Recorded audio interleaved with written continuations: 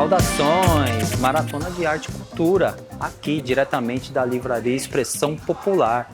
Nosso programa sobre arte, literatura, música. Cola com a gente, chega com a gente.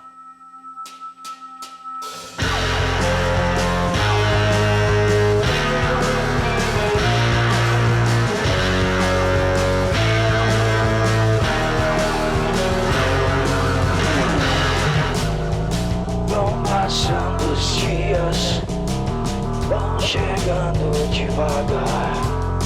Pensamento lá atrás, aonde moram meus sonhos, coberto de flores, aonde você foi morar. Tentativas e enganos acolhem desejo humano.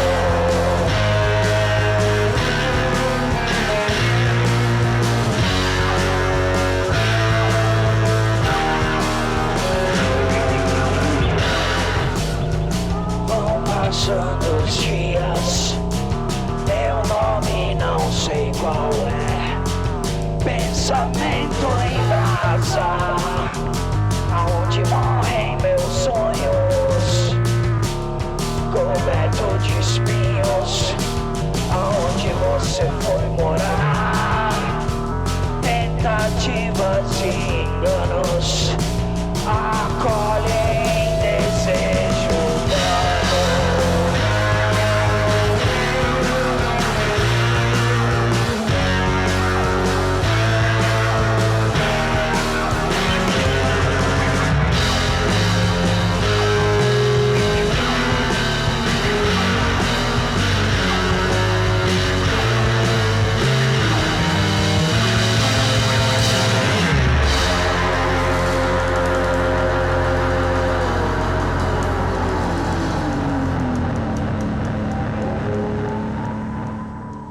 Sabe qual é o legal da Maratona de Arte e Cultura?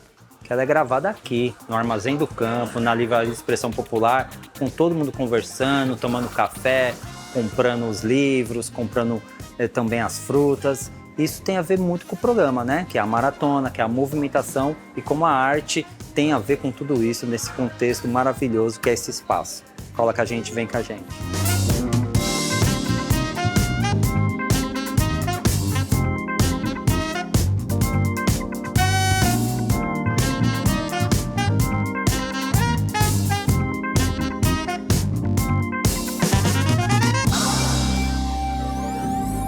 Hoje estamos aqui recebendo a Tina Curtis, nossa mestra dos fanzines no ABC Paulista, conhecida não só pela poesia e pela produção de fanzines, mas por ser uma pessoa referência na organização de eventos, né? A Fanzinada, que é um evento super importante dentro do universo da publicação independente, também reconhecida ao ponto dessa mulher nomear espaços de cultura, né, em Barueri e também em Macaé, acervos de fanzines, né? Tina Curtis nomeia, e essa importância de nomear e de homenagear em vida.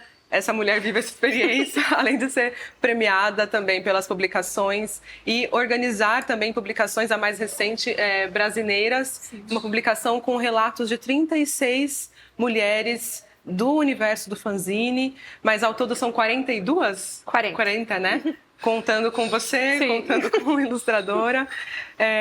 Eu queria escutar um pouco de você sobre essa trajetória, que é uma trajetória de uma prática feminista, né? Você não é uma referência só no fanzine, mas também numa prática feminista dentro do universo das publicações independentes, a sua prática de organizar e reunir mulheres, e isso junto com o fanzine, né? O que é caminhar o fanzine com a prática feminista e ainda mais nesses tempos em que nós estamos, né? Bom, falar de fanzine ainda hoje, em tempos de tecnologia, é pensar que muita gente está fora da margem, né? Uhum. Os fanzines, eles são publicações que estão fora de qualquer mídia, de qualquer sistema, né? Ele burla esse sistema. Então, quando a gente fala em resistência, eu acho que não se aplica tão bem quanto aos fanzines. Eu vejo que hoje muitas mulheres descobriram que pode se autopublicar. E o fanzine é essa coisa de apropriação, né? De você... essa liberdade de expressão. Então, acaba sendo uma extensão pensar que muitas pessoas ainda hoje não têm acesso, não conseguem agregar, não conseguem estar nos espaços, mesmo de publicações independentes, né? Porque a gente fala publicação independente, é um universo vasto, né? E muita gente ainda não consegue estar nesse espaço. Então, eu acho que quando mulheres começam a entrar nesse espaço, elas começam a trazer outras mulheres também, né? Então, acho que eu também sou assim, né? Então, acaba que sempre eu estou tentando fazer alguma coisa, quando vê a gente já está um coletivo, sem ser um coletivo, né, publicando coisas. Então, o Brasineiras, o que acontece? Eu sempre quis fazer um fanzine falando de mulheres do underground, de mulheres artistas independentes. Isso há mais de 2 décadas. Só que é aquela coisa, você nunca para fazer as coisas, porque você está sempre fazendo alguma coisa. No caso, várias coisas. E cuidando de filho, né? Estudando, trabalhando. Então, fui mãe solo há muito tempo, então tinha essa coisa também. Então, acabou que na pandemia eu tive esse tempo de respiro, de falar, agora dá para ter esse olhar sobre quem são essas mulheres que estão invisíveis, fazendo tanta coisa bacana, e por que a gente não se reúne para juntas contar nossa história, né? E, na verdade, esse livro era para ter mais ou menos 60 histórias, né? E pensando ainda hoje que as mulheres têm voz, muitas ainda não se vê nesse espaço de voz. Então, muitas histórias eu queria que tivesse no livro, mas elas não se sentiram à vontade para contar. Outras, a gente estava nesse período pandêmico, né? Não estavam bem também. E outras achavam que não era relevante contar a sua história. Olha, né? Sim, sim. Então a gente tem aí um desequilíbrio, né? Pessoas que fazem coisas muito legais, mas que não se sentem nesse lugar de protagonismo. Isso me incomoda muito também. E aí é legal que depois que saiu o livro, várias mulheres chegaram e me eu acho que agora eu vou contar a minha história. Aí eu falei, eu aplaudo e a gente lança junto e a gente faz. Porque é essa necessidade de uma puxar a outra mesmo, né? Então, o legal das histórias do livro é que o tamanho da importância do fanzine na vida delas. Então, algumas começaram até a ler, né? Não eram letradas e começaram a fazer, a partir do fanzine, começaram a estudar, né? Tem banda, então... Tem mulheres que montaram fanzinoteca, bibliotecas na casa. A maioria é educadora. Tem design, a gente tem pesquisadora. Então, a gente pegou do mais underground à mais alta categoria, vamos dizer assim, que é a de pesquisas internacionais. Todas falando de fanzine, né? Então, é bem amplo, bem vasto. E isso você diz do perfil das mulheres que estão no fanzine. Isso, porque todas. Você comentou também que tem o Brasineiras, ele tem entrado em currículos de universidades e pesquisas a nível internacional. Isso, de gênero, inclusive. Então, agora ele está no momento que as pessoas estão pesquisando, virou objeto de pesquisa em universidades, em vários países, e agora a gente está lançando ele o ano que vem em francês. E ele é uma publicação de 2023, é muito recente, assim, né? E ao mesmo tempo com essa difusão incrível. Porque o fanzine é esse movimento, né? Então o livro está indo pelo mesmo embalo, assim, ele vai se movimentando, né? Então eu acho que isso é muito bom. Não, incrível, incrível. E é muito forte, eu fiquei arrepiada algumas vezes te ouvindo falar, porque eu não sei o quanto as pessoas conseguem ter dimensão desse poder mesmo de impacto que mulheres têm com outras mulheres, né, desse movimento. Recentemente eu estive num espaço cultural em Parelheiros, em que eu ouvi o relato de uma mulher falando que é um espaço que tem como mote a leitura, como um motivo de encontro, né, das pessoas se reunirem. Só que aí as mulheres vão lá, tem um dia que é para fazer biscoito junto, outro dia é para fazer uma oficina de sobrancelha, mas na realidade isso são só motivos para elas se encontrarem. E aí o relato de uma mulher falando que depois de tanto se encontrar com outras mulheres, ela começou a pintar a unha de vermelho, que era uma coisa que ela sempre quis a vida inteira, mas ela nunca falava que não podia, que não podia, não podia. E ela começou a pintar a unha de vermelho. Nós hoje, assim, nós mulheres, né, vivemos de uma maneira que é muito radical em comparação com mulheres que ainda estão em Sim. outros processos, né? Então, te ouvi falar que a publicação incentiva mulheres a aprender a ler. Isso é política pública, né? Isso é trabalho, né, de E emancipação ele nasceu coletiva. De um projeto, esse Arte Mais Feminismo. Esse projeto Arte Mais Feminismo é um projeto ligado à Wikipédia dos Estados Unidos. E eu peguei um edital. Na verdade, o Arte Mais Feminismo ele é ligado à Wikipédia e é para inserir mulheres e minorias que mexem com arte, cultura, lideranças, né? Para inserir na Wikipédia. E aí acabou que eu participei, passei no edital e aí levantei uma questão, porque é ligada à tecnologia. Só que eu falei, olha, com a tecnologia eu não vou conseguir chegar no extremo da periferia, não vou chegar em alguns espaços que tem mulheres produzindo, fazendo ações, e essas pessoas não vão ter esse acesso. Será que com fanzine numa literatura popular, né, impresso, que eu consigo chegar, mostrar, e a gente pode produzir, eu poderia fazer? Aí pediram para mim enviar a proposta, acabou que eu passei e acabou que esse fanzine pagou o livro. Ah, sim, perfeito. E é muito legal porque esse fanzine especificamente, ele explica todo o processo de inserir outras mulheres na Wikipédia. Eu falo que é um casamento esses dois. Assim. Então, várias mulheres, assim, por exemplo, sábado eu estava na fanzinada, comemorando o Dia Nacional do Fanzine, e um amigo falou assim, Tina, minha mãe é artesã a vida inteira, trabalhou na República, né, foi das hippies e tal, eu vou inserir a minha mãe, né, ela tem histórico e tal. Você vê, o fanzine, ele está continuando essa missão, né? Pensar que todas as pessoas têm acesso igual à tecnologia é um erro. É um erro. Então, no fundo, sim, né? Fico pensando que essa inserção de práticas... de práticas analógicas mesmo, né? E que tem outra circulação, os cartazes, por exemplo, né? São outras maneiras de comunicar. Mas eu fiquei com uma pergunta aqui, uma dúvida, ouvindo você falar. Quando você diz que as pessoas, elas às vezes não conseguem entrar no independente, o que isso significa? Umas por medo também, e porque o mesmo independente ele tem nichos também, né? Então, às vezes, a literatura que aquela pessoa produz não é interessante para aquele grupo e ela vai sem se sentir pertencimento, ou às vezes falta de conhecimento mesmo. E às vezes alguma editora, mesmo independente, não tem o perfil da literatura dela, né? Então tem várias situações. Às vezes ela não tem grana para se autopublicar, mesmo numa editora independente. Então, com fanzine, ela consegue se autopublicar, consegue ter registro, né, do que está produzindo. Hoje é super prático essa questão de direitos autorais, né? Então é muito mais fácil eu me autopublicar.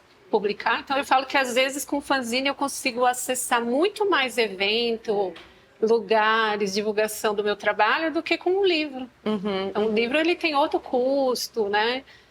Outro processo para ser trabalhado. Então, o fanzine, eu tenho fanzine de literatura que eu consigo circular ou quadrinho, né? Que eu faço bastante quadrinho também. Então, acaba circulando muito mais do que um livro, mesmo que independente, né? Então, eu consigo estar em muito mais espaços, né? Tina, muito obrigada por essa conversa. Eu que agradeço. Obrigada.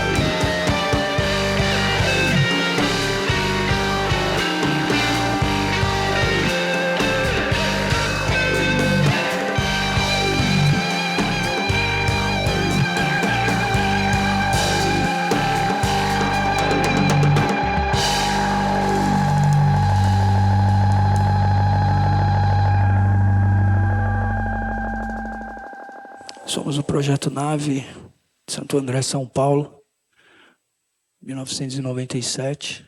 É uma honra estar aqui na Livraria Expressão Popular. Espaço maneiríssimo aqui. Léo Portela, Thiago Moisés, DJ B8, né? Alex Dias, Flávio Lazarim, Marco Pablo.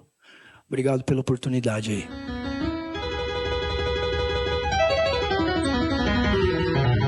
Hoje estamos aqui com Daniel Melim, grafiteiro, artista visual, de São Bernardo do Campo, muito conhecido no imaginário paulistano pela Empena na Estação da Luz. Sua produção artística vem nesse campo de uma visualidade da stencil art, da pop art, tem esse caminho das HQs também. Mas o assunto aqui é um pouco outro hoje. A gente vai falar um pouquinho, eu queria te escutar, Daniel, falar sobre o Instituto Melim, né? E o propósito do Instituto, porque é interessante, né, ver nos últimos anos muitos artistas têm se organizado de outras formas para além da produção artística, né? Acho que você vem também nessa esteira, mas assim, numa outra chave, né? É isso, o ABC Paulista, com uma perspectiva de apoio a projetos. Acho que seria bom te ouvir. Tem artistas que têm ido para outros campos, né? Nesses processos de criação de instituto, formalização de processos. E é interessante poder te escutar. Obrigado pelo espaço. Sempre bom estar batendo um papo com você, Maria. O Instituto é meio formalizar já um projeto que eu venho fazendo ao decorrer de praticamente 20 anos, né? Eu faço uma parceria com os amigos, artistas e ativistas do bairro do Jardim Limpão, no Ferrazópolis, em São Bernardo do Campo. E eu desenvolvo essa parceria com eles, principalmente com grafite, arte e educação, basicamente desde 2006. Mas é um projeto de ativismo mesmo, a gente não tinha uma formalidade de ser uma ONG. E através do estímulo de amigos, como o Henrique, que falaram, tá na hora, Melim, de você formalizar um instituto para poder ter um campo maior de ação. E a ideia do Instituto Melim é realmente isso, da gente criar braços, né? Eu já gosto de falar a gente, porque a ideia é realmente que seja um coletivo, né? Criar braços para apoiar outros projetos, como o projeto do Jardim Limpão, o projeto Minas Luiz de Rua, outros artistas da região, para a gente pensar também nessa produção para além da capital, que ao mesmo tempo o ABC está muito próximo, São Paulo, e ao mesmo tempo tem uma lacuna, tem uma distância, e como que a gente cria isso? E poder criar essa discussão, esse trabalho de envolver mais pessoas. Então o Instituto Melim vem nessa vontade, primeiro, de formalizar um trabalho e criar uma estrutura para que essa ação continue, né? Que a gente sabe que essas ações, para continuar, ela precisa de um apoio. Então o Instituto vem nisso. E criar outras formas da gente pensar a produção de arte, o estímulo a novos artistas dentro dessa região que a gente já conhece. Quando eu penso o ABC, né, e eu que sou de Mauá, né, e penso as práticas de nós, pessoas que, sim, estamos circulando entre a capital, mas a gente volta para o ABC para realizar coisas na nossa região. Me vem sempre uma imagem do ABC como uma zona opaca, né? Existe o brilho da capital, existe o brilho dos grandes interiores e no meio tem uma zona cinza, né? E acho que o nosso trabalho ele vem, né? Os nossos trabalhos vêm com essa proposta de mostrar o que acontece no ABC e impulsionar o próprio ABC. É interessante porque você faz isso na produção artística. Eu queria chamar para essa publicação, que é uma publicação independente, né? E queria que você comentasse por que foi importante fazer essa publicação para chegar hoje no processo do Instituto. A gente, pensando mesmo nesses processos do ABC, né? O ABC como esse lugar de fomento das produções independentes mesmo, e essa escolha, né, por esse passo que você faz. O ABC tem isso, né? A gente está num lugar, como que você falou, a gente está perto da capital, mas não tão perto, então fica num espaço meio até difícil, né, de criar esse distanciamento não só geográfico, o distanciamento da gente olhar para esse lugar. A ideia do livro vem bem de encontro, na minha visão, de como que é a produção artística da região, que é de ir e você ir lá fazer, faça você mesmo, né? Eu acho que a região tem muito essa vertente, assim. Muito punk mesmo. Muito desse punk e também das organizações operárias, né? Se a gente pensar na história da região, é lógico que tem uma, né, não generalizando, mas tem essa história do ABC muito ligado à questão operária, que é da organização, como que os bairros se organizavam, né? Do você bater a laje, né? Sim. Então, de você pegar ali, juntar um grupo, não esperar muito. Então vamos fazer esquema de mutirão, que também foi um jeito de construção de casas populares nos bairros da cidade. Então eu acho que vem meio disso, né? E eu tinha uma proposta de fazer um livro para uma editora que acabou não rolando. E eu falei, eu não posso pegar esse material, simplesmente engavetar. Eu vou arrumar um jeito, criar os meios para produzir ele. Porque é um jeito de eu manter a minha comunicação também ativa. Né? O livro, pensando, além do registro, para mim, é uma forma de eu conseguir comunicar. Né? Uma das primeiras formas que eu consegui expandir meu trabalho para além geograficamente para além do ABC foi através do fanzine, que a minha produção do grafite estava muito relacionada ao bairro, ao local que eu morava, que eu moro ainda, mas ele não alcançava outros lugares. Então eu comecei a produzir fanzine, xerocava e mandava isso pelo correio até para outros países. E foi aí que eu comecei a criar também conexões, network. E o livro, eu falei, o livro agora vai ser uma outra dimensão, mais profissional, mas foi uma produção independente. E a gente, de alguma forma, na região, a gente aprendeu que fazer por si só é difícil, mas se precisa ser feito, a gente vai fazer. E a gente faz. A gente faz. É interessante porque você convida pessoas para comentarem o seu trabalho, a sua prática, né? Mostra um processo super de articulação, né? Emanuel Araújo, esse grande nome. Sim, né? fantástico. Enfim, fundador do Museu Afro, foi diretor da Pinacoteca do Estado durante 10 anos. Enfim, um nome fantástico, importante. E você, no final do livro, também tem um comentário sobre um dos projetos também, né?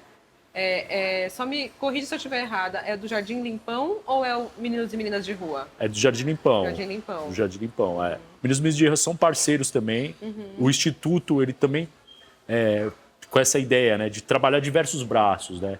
Mas o do Limpão é o que eu tenho mais proximidade, porque é o bairro que eu nasci, é o bairro que eu tenho uma proximidade também de localização, então eu moro ainda perto do bairro.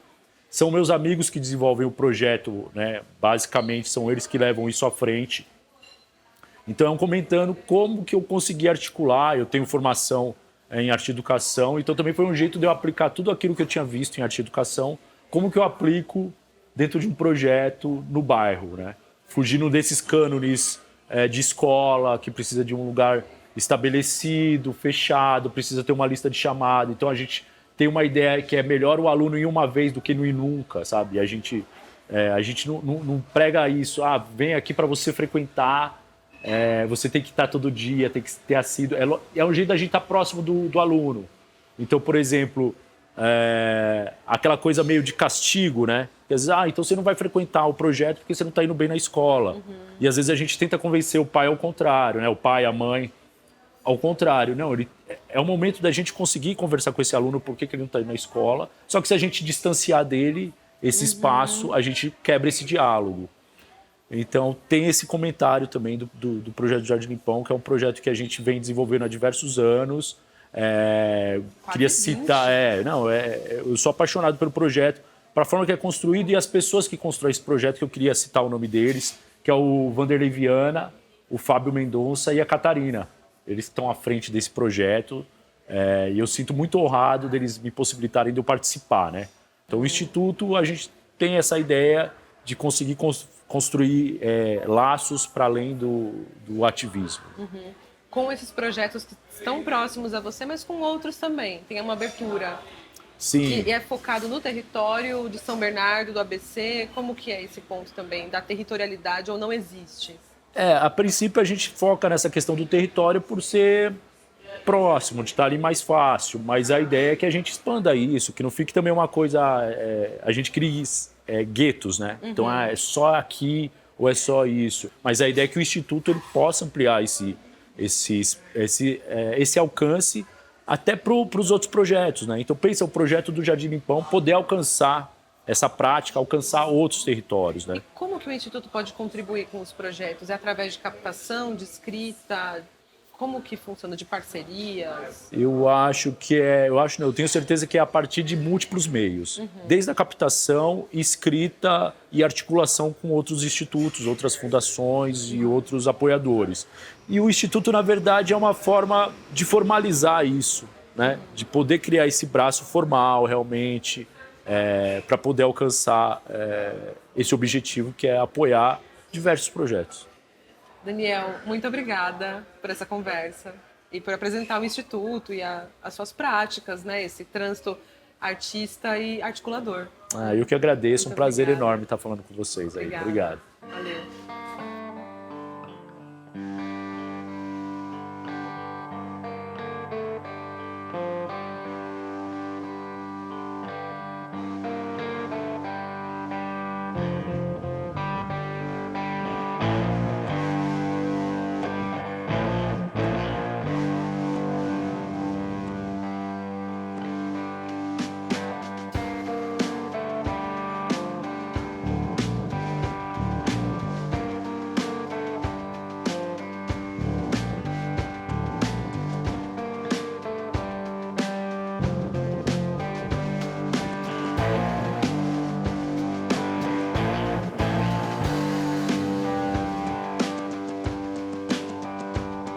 Manhã de sol eu vi nascer, sem um tostão para comer, e as sombras vêm atrás.